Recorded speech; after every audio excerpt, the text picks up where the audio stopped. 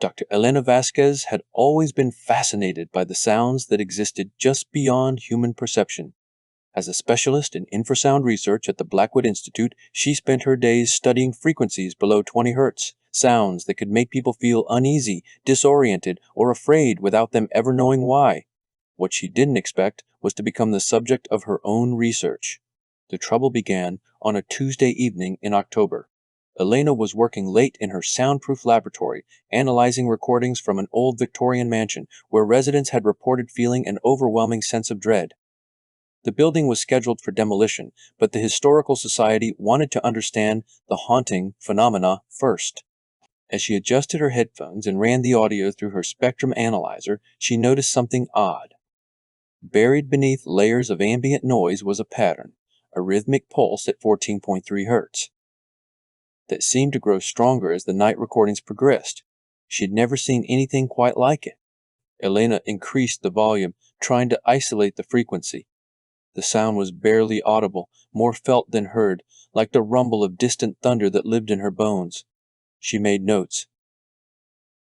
Consistent, infrasonic pulse. Origin unknown. Intensity increases between 11 p.m. and 3 a.m. She didn't notice when the laboratory's lights began to flicker. Over the next week, Elena became obsessed with the recording. She ran it through every filter she had, mapped its acoustic signature, and cross-referenced it with geological data, weather patterns, and even traffic reports. Nothing explained the source of that haunting 14.3 Hz pulse. But something else was happening. Elena found herself staying later each night, drawn back to the lab by a compulsion she couldn't name. Her sleep became restless, filled with dreams of vast, empty spaces and the feeling of being watched. During the day, she caught herself humming. Not a melody, but a low, rhythmic drone that made her colleagues step away from her desk. "You look terrible," said Marcus, her research partner, when he found her in the lab at dawn on Friday morning. "When's the last time you went home?" Elena looked up from her computer screen, blinking in the harsh fluorescent light. She couldn't remember.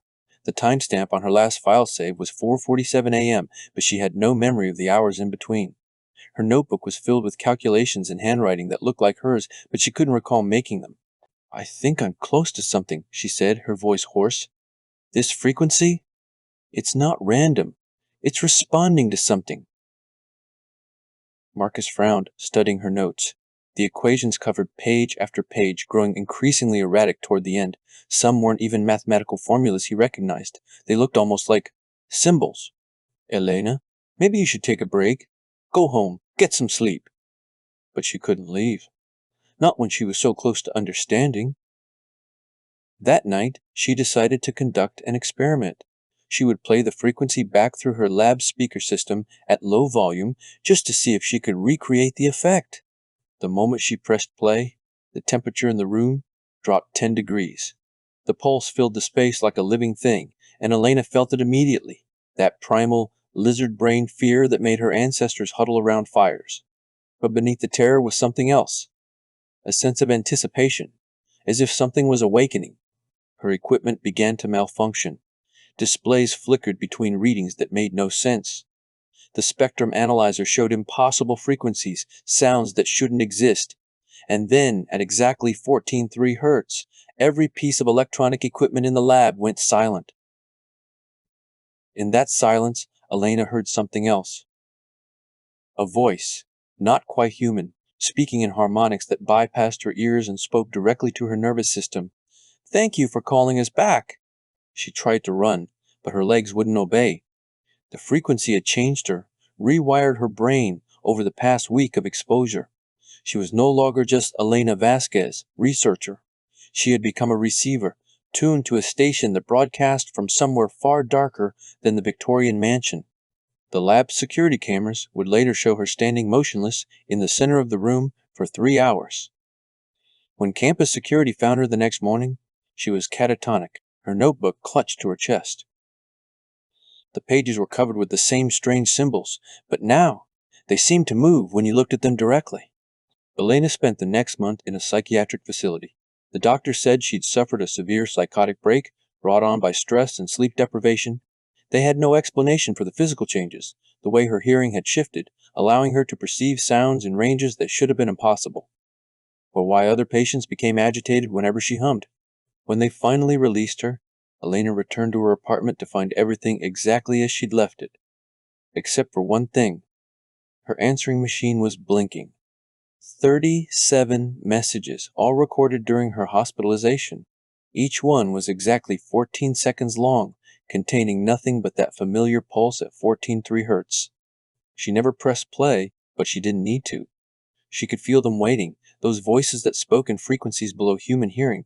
They had been trying to reach across the divide between worlds for decades, broadcasting from the Victorian Mansion and dozens of other locations around the globe. All they needed was someone with the right equipment and the knowledge to tune in. Elena had given them more than that. She had become their first successful transmission. Now she could hear them everywhere. In the hum of air conditioners, the rumble of subway trains, the white noise between radio stations. They were patient. These entities of infrasound and shadow. They had waited in the spaces between frequencies, and now they had a foothold in the world of audible reality. Sometimes, late at night, Elena would find herself at her computer, typing equations she didn't understand. Research papers that weren't quite science, but something else entirely. She would send them to colleagues at universities around the world, watch as other researchers became fascinated by the same 14.3 Hz pulse she'd discovered. The Victorian Mansion had been demolished months ago, but it didn't matter. The frequency was spreading, carried in digital files and audio recordings. Each new researcher who studied it became another receiver, another anchor point for things that existed in the realm of sound below human perception. Elena kept a journal now, documenting the spread of what she privately called the frequency of fear. Cities where unexplained anxiety was on the rise. Locations where people reported feeling watched, followed by the sound of distant humming. University labs where researchers had begun exhibiting the same symptoms she'd experienced. The network was growing. On the anniversary of her first exposure, Elena received a package with no return address. Inside was a new recording device, far more sophisticated than anything the Blackwood Institute owned. Attached was a note in her own handwriting. Ready for the next frequency? This one operates at 783 Hertz. We call it the resurrection pulse. She remembered writing those words, though she had no memory of when or why. Just as she had no memory of ordering the equipment or of the bank account that had paid for it. An account that didn't exist in any reality she could access consciously. Elena set up the device in her home office, knowing she had no choice. The 14.3 Hz frequency had changed her brain chemistry, made her into something that was no longer entirely human. She was part of the network now, a node in a vast system designed to punch holes between dimensions using nothing but sound. As she prepared to study the new recording, Elena wondered how many others like her were out there. How many researchers, drawn by scientific curiosity, had become unwitting servants of entities that existed in the spaces between frequencies. She put on her headphones and pressed play. This time, the voice spoke immediately. Welcome to Phase 2. The resurrection pulse was stronger than anything she'd experienced. It didn't just change perception, it changed reality itself. Through her office window, Elena watched as shadows began to move independently of the objects that cast them. The air shimmered with half-visible forms that communicated through harmonics below the range of human hearing. They had been waiting so very long to come home, and thanks to the network of researchers like Elena, tuned to their specific frequencies, they finally could. Elena smiled, though she wasn't sure if the expression belonged to her or to something else wearing her face. In her notebook, she wrote, Experiment successful. Subject integration complete. Recommend expanding to additional frequencies. The invasion can now begin. Outside her window, the shadows were learning to walk upright. The Blackwood Institute was closed permanently 6 months later, after a series of unexplained accidents in their sound research division. Elena Vasquez was never found, though security footage from around the world occasionally captures figures matching her description, always seen near university research facilities specializing in acoustic studies. The frequency of fear continues to spread, carried now not just in digital files but in the very air itself. If you ever find yourself in a place where the silence feels wrong, where the shadows seem too deep and the air hums with malevolent purpose. Remember, some sounds are not meant for human ears. And some researchers should never have turned up the volume.